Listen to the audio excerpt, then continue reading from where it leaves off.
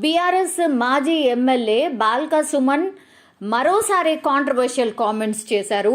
Again ముఖ్యమంత్రి రేవంత్ రెడ్డి పైనే ఆయన కామెంట్ చేసిన పరిస్థితి కనిపిస్తోంది.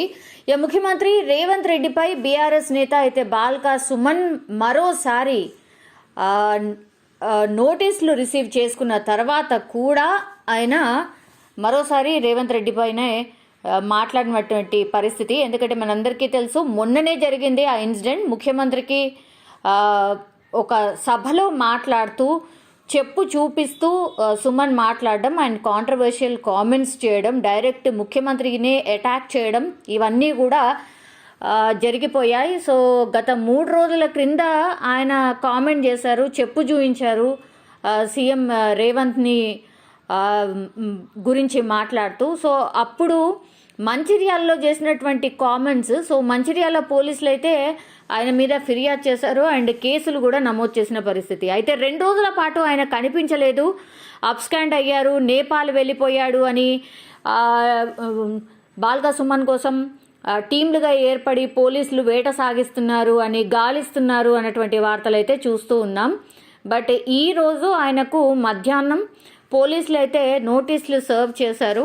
సో నోటీసులు సర్వ్ చేసినప్పుడు కూడా ఆయన రెస్పాండ్ అవుతూ ఆయన ఒకటే చెప్పారు, నేను ఎటు పారిపోలేదు, నేను ఇక్కడే ఉన్నాను, పార్టీ మీటింగ్స్ కూడా అటెండ్ చేస్తూనే ఉన్నాను, మీకు కనిపించకపోతే నేనేం చేయను, నేను ఎటు పారిపోను, నేను ఉద్యమం నుంచి వచ్చినటువంటి నాయకుడిని, పారిపోయే లక్షణం నాకు లేదు అన్నటువంటి ఘాటు వ్యాఖ్యలు కూడా ఆయన చేయడం జరిగింది. సో ఈ నోటీసులపై అయితే అగైన్ ఆయన స్పందించారు. నోటీసులు రిసీవ్ చేసుకున్నారు తెలంగాణ పోలీసుల నుంచి, అండ్ నోటీసులు రిసీవ్ చేసుకున్న తర్వాత ఆయన స్పందించారు. ఈరోజు డైరెక్ట్గానే తెలంగాణ భవన్లో బాల్క సుమన్ మీడియాతోనే మాట్లాడుతూ, రేవంత్ ఒక క్రిమినల్, ఓటుకు నోటు కేసులో దొరికిపోయిన ఒక దొంగ అని డైరెక్ట్గా అగైన్ ఆయన మీద ఆరోపణలు అయితే చేశారు.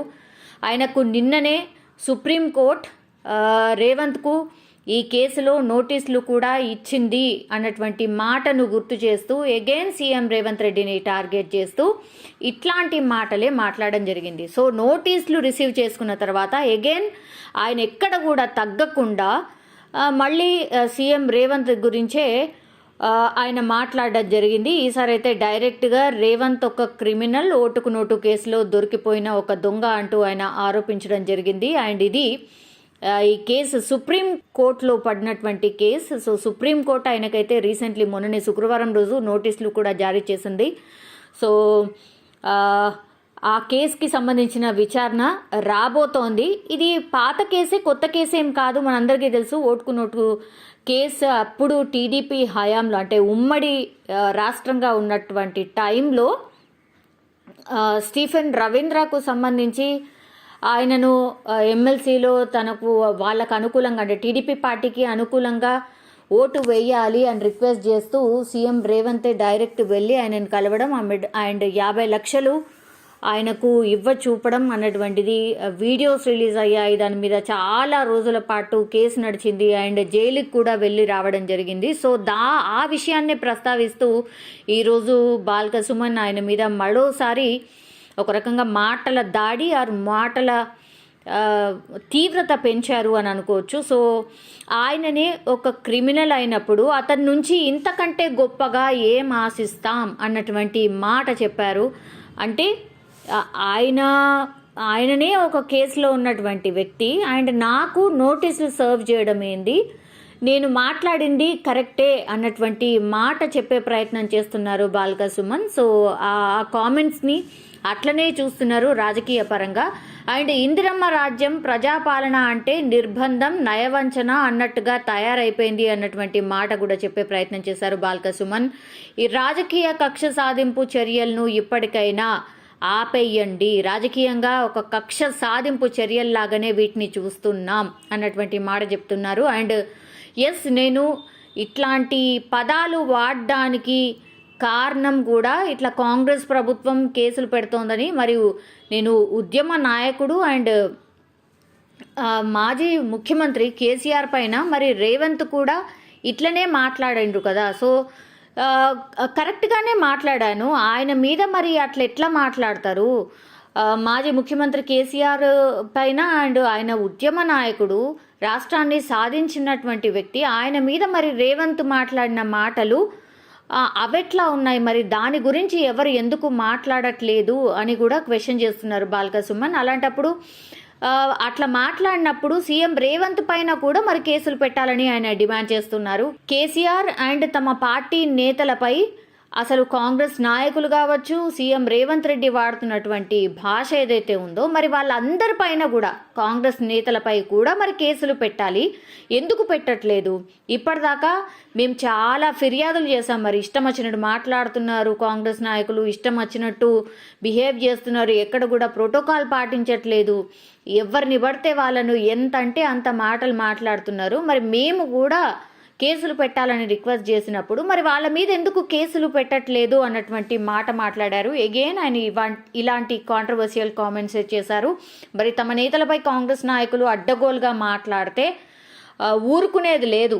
ఇంకా మళ్ళా కూడా మీరు మాట్లాడితే ఎస్, మాటకు మాట మా వైపు నుంచి కూడా ఉంటుంది. మరి మీరెంత ఘోరమైన లాంగ్వేజ్ మాట్లాడుతున్నారు, మమ్మల్ని ఎందుకు పాయింట్అవుట్ చేస్తున్నారు? కాంగ్రెస్ నాయకులు మాట్లాడితే అడ్డగోలుగా ఏదైతే మాటలు మాట్లాడతారో అంతే ఇదిగా మేము కూడా మాట్లాడబోతున్నాం అన్నటువంటి మాట కూడా చెప్పారు.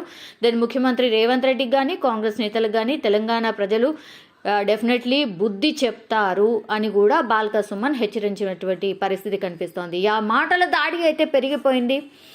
రోజు కాంగ్రెస్ అండ్ బీఆర్ఎస్ ఈ రెండు పార్టీలు ఏదో ఒక పాయింట్ ఆఫ్ టైంలో ఎవరో ఒక నాయకులు ఇటు నుంచి అటు స్పందించడం, అటు నుంచి ఇటు స్పందించడం మనం చూస్తూనే ఉన్నాం. అండ్ ఏకంగా సీఎం రేవంత్ రెడ్డి పైనే బాల్క సుమన్ మొన్న చెప్పు చూపెడుతూ మాట్లాడడం, ఆయన మాట్లాడిన మాటలు కూడా మనం అందరం చూసిందే. అవి ఎంత కాంట్రవర్సీ క్రియేట్ చేశాయో మనందరికీ తెలిసిందే.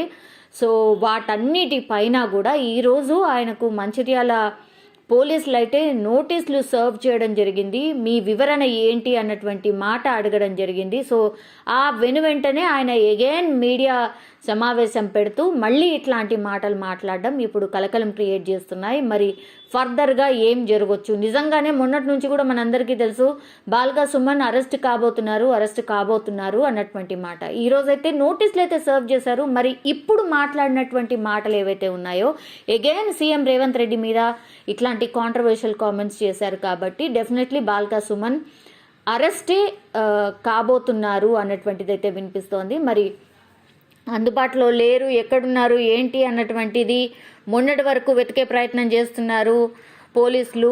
బాల్క సుమన్ పరారీలో ఉన్నారు, ఇట్లాంటి వార్తలు కూడా చూసాం. బట్ ఈరోజు అయితే డైరెక్ట్గానే పోలీసులు ఆయనకు నోటీసులు సర్వ్ చేశారు. మరి ఫర్దర్గా